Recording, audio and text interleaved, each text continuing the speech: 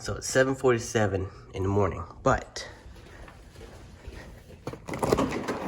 I got my Red Bull, I got my cervezas, and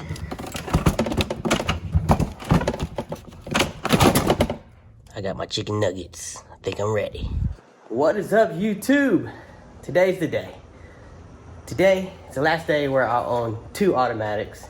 Instead, I'll have 1 automatic and then 1 manual. So I already have the car in jack stands, and I'm ready to start manual swapping it. I have everything as far as the trans that you saw from last video, and then all of my ARP bolts, flywheel, clutch, fluids, and all that. So now I gotta start on removing the exhaust, the drive shaft, and then yeah, so let's get to it. Okay, so in order to remove the exhaust, I have to remove those bolts there, this O2 sensor, and then those 2 bolts. So, yep. Okay, so now I remove all that. I'm going to leave the O2 sensor there, and then I'm just gonna pull the wires from here. But basically, I push the seat all the way forward, and then there's the O2 sensor right there. So now I'm gonna get that out and then take it out. All right, so I finally got the exhaust off. I gotta remove this piece right here, and then that plastic piece right there. But before I do that, I'm going to drain the automatic fluid. So the drive shaft is next. It should be pretty easy. Should be 4 bolts. I think it's 14 or maybe 17. And then these 2 right. There's one right here and the one on the other side. But before you do that, you want to make sure you put your car in neutral so you can rotate it. All right, so I finally got the exhaust off, and then I got the drive shaft off. That was a task of its own. And then, so now, I also put a bag over there because there's dripping. So now it's the fun part, which is start removing the auto trans. All right, so a little update. I removed the trans line there, and then also that one right there. So I got those 2 removed. So now I am going to start removing the trans bolt. I'm gonna leave those 2 bottom ones. Hold on, it's too bright. Okay, so hopefully that's a little bit better. So I am going to leave those 2 down right there, down right there. I'm gonna leave those there. I think those are 14, but I'm gonna start on removing the bell housing. There should be one right there, one right up top, and then a couple on the other side. But those I have the swivel sockets, extensions. Oh, and I guess before I start on that, I have to remove these this plastic piece here, otherwise I won't have room. So I'll get to it.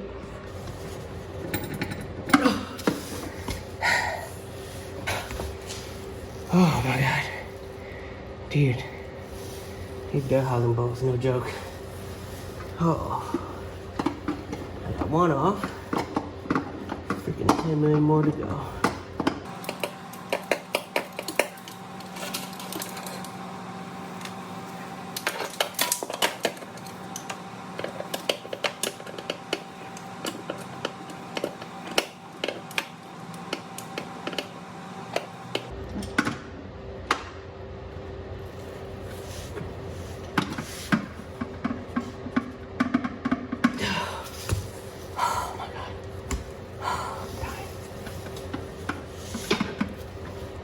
Oh.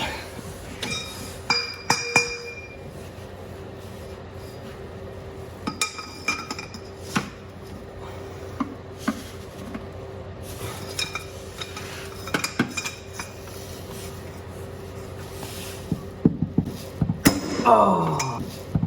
Oh. Oh. Okay, so I got the starter off. I got all the bell housing bolts off, except for these two down here. I'm gonna leave that on there for now. So now I have to remove this rubber piece.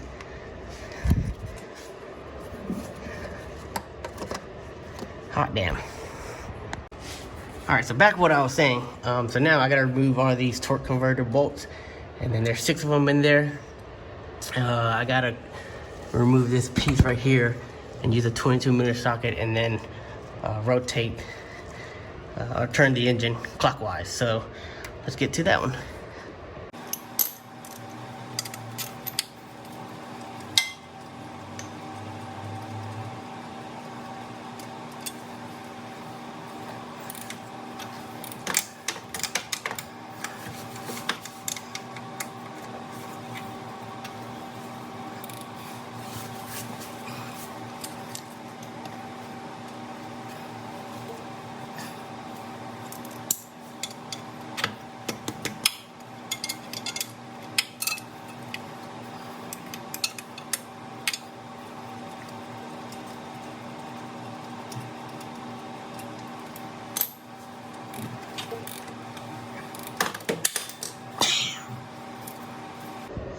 All right, so I got all the torque converter flywheel bolts off. I just loosened the engine mount. Gotta see here, you wanna leave those in there, maybe showing a couple threads. I did the other side already. So now that should give me some wiggle room to lower the trans a little bit to get to the top 2 bolts of the bell housing. All right, so here's an update. As you can tell, I finally got it out. That was harder than I thought. The trans jack was way too tall still, even at the lowest. So I used my jack on one end, another jack on the other, and then just kind of slowly let both of them down and then put it on the cardboard box to put out. So here's the C9, here's the auto trans. So next up, I am going to remove that flywheel, all those 6 bolts there, and yeah, but before I do that, I'm actually gonna take a break and eat lunch. Here's a tip: if you ever try to remove the flywheel bolt and it moves, so what you want to do is grab a wrench and a bolt and stick it right in here, or right here, like that, and then there's a little dowel pin right there, just like that. And then that way you can break loose the 8 bolts there. That way the flywheel does not move. So that's a key tip for you there. I just removed the torque converter, which if you guys do remove it, just have towels, because there are some automatic trans fluid in it, so it spilled out a little bit. So now I have to remove these bolts to remove the bell housing, because I have to shave these little nubs down due to the pressure plate there. So yeah.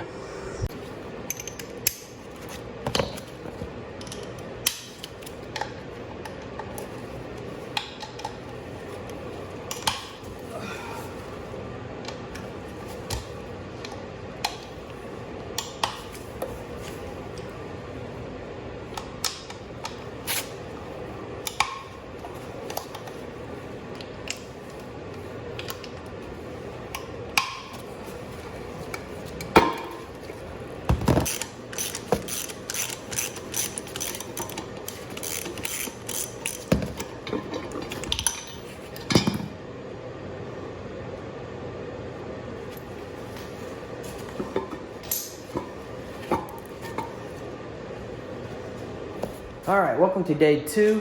I kind of started early this morning. I didn't film because I'm trying to finish it today, but